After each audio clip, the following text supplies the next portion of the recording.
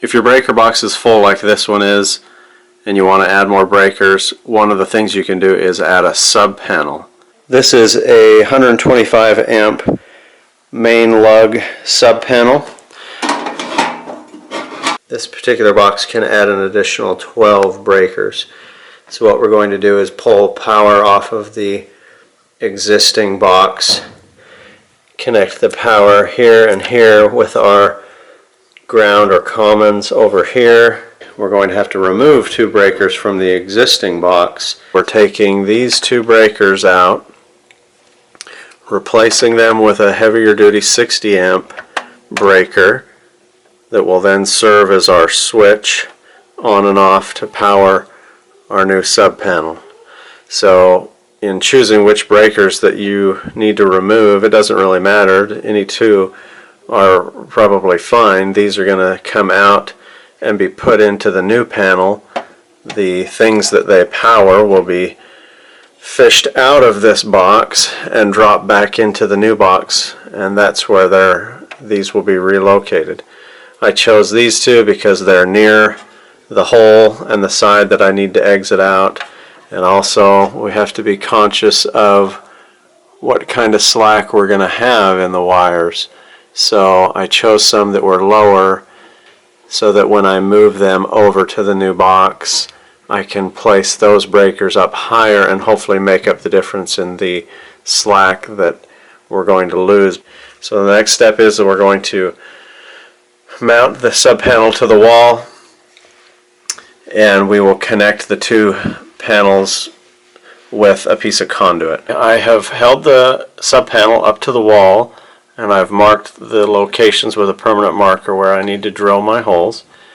So there was 4 in this case. I've got a cement concrete drill bit in here, and we've got Tapcon anchor bolts that we'll use to anchor it in. So I'll drill these holes and then we'll anchor in the sub panel. Sub panel is mounted to the wall, and I should point out that there are 2 different kinds of sub panels that you can add. There are the kind like I've got that have just a bank of breakers, and then there's another kind of panel that will have an actual on and off main breaker at the top to shut the power on and off to the panel here. Those are kind of like standalone boxes where they're going to be pretty far away from, maybe in a different room than the existing panel. But where this is just kind of side by side, an add-on, we're going to use the breaker that we're going to add here to be the on and off switch and to power it. So it's not a huge deal to then have another on and off switch up here. So this is the kind of box that you would get if you're just adding a panel right nearby on the same wall as the existing panel. But if you're going to go further away, and you'll have to find out what the actual code is for your area for when you need to have the kind of panel that has a breaker on top to turn it on and off. Also, if you haven't taken out breakers before, they hook on the power side where the wire comes in. There's a little hook in the back on most style breakers, and they just kind of compression fit onto this spade. Our next step is to take out these 2 breakers to free up room to run our power over to our other box. So we cut the power. What you'll do is you'll cut the power, and then you're going to fish the wires that go to those 2 breakers up and out of the box, and then drop them down into your new box and install them into a breaker here. But we'll take it one step at a time. First, we're going to take out undo the wires, fish them out, and then we have to see where we can hook in our cables or our common and ground wires on the side here. Now this is a bit of a mess, but tucked in there is a block strip where all these ground and common wires are going into. And there's one on each side. We need 2 available spaces to be able to transfer to our other box. So we're going to hook 2 wires somewhere in there. Hopefully we can find a good spot. We might have to shuffle some wires around.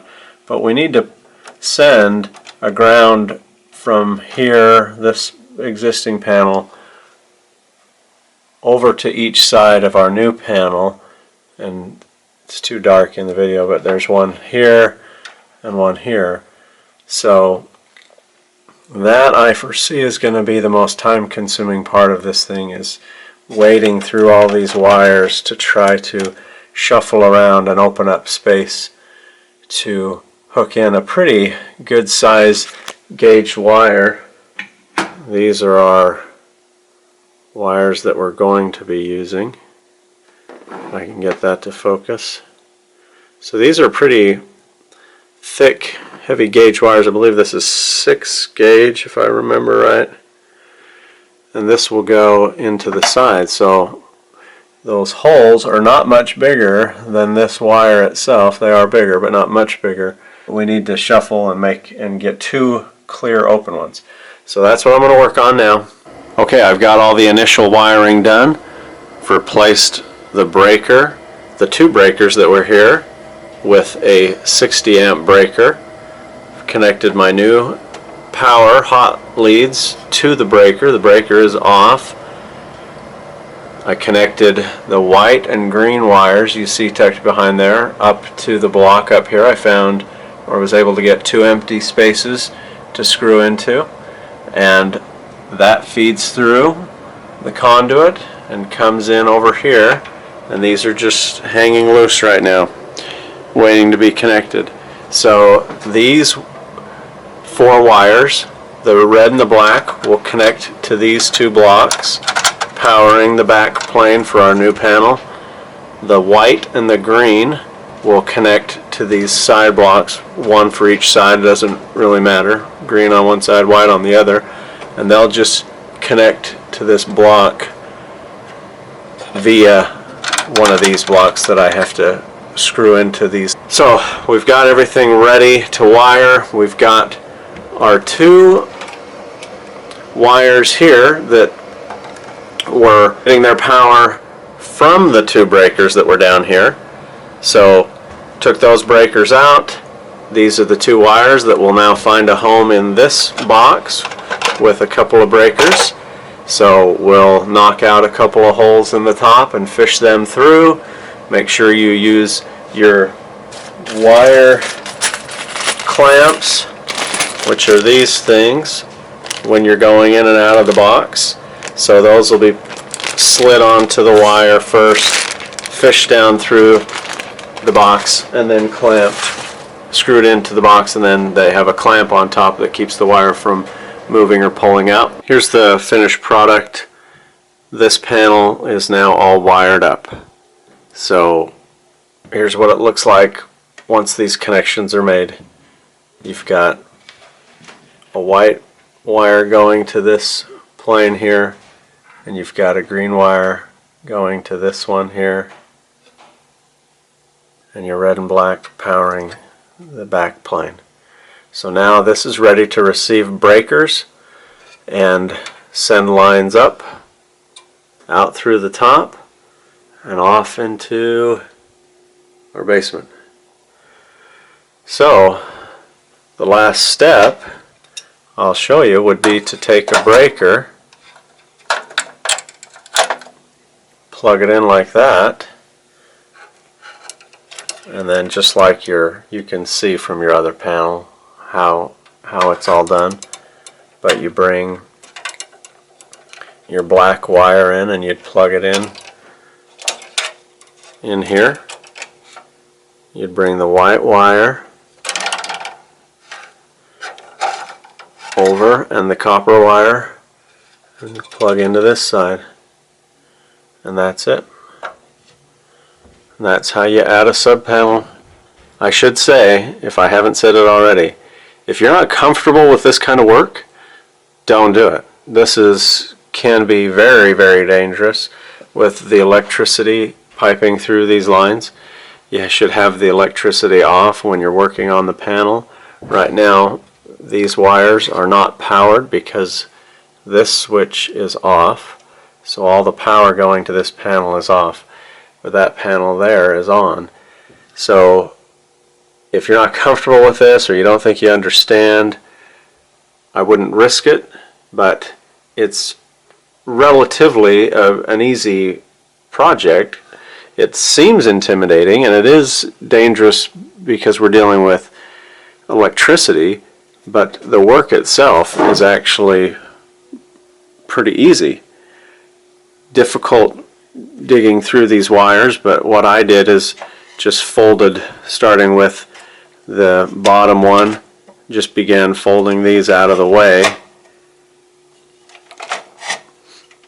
and working my way up to peel all those back, and that gave me access to that common and ground block behind it. And I did the same thing over here. Once you fold those back, then you have access to that block, which that was the most difficult part, just getting back into there, but once you fold these back, it's not that difficult. And then fishing the existing wires that you had to remove, like these two, when I had to take those two wires out, and fishing them back up through the box. That was a bit difficult because the bare copper wire was twisted like these here. It was twisted around other wires, so I had to actually unscrew and pull all of those out and untwist them and pull out the one I needed, and then twist them all back together and screw them back into the block. So that was a bit tedious to try to fish that through there, because they were, of course, as luck would always have it, they were in the very back, and that happened on both sides. The two wires I took out, there was one on each side. So that's something to think about. Be prepared for that. You may have to do that. Be patient. Pull it out. These wires up here that feed this big breaker, those, to my understanding, are going to always be hot, even when you flip this breaker off. Turns off all of these, but those lines coming from outside are going to be hot. So if you have a way to turn off the power outside, do that. But I just turned it off here and then was cautious as I could be when working around those, when I had to pull up around there. But I'm no expert, but so far it looks good. All right, good luck on your project.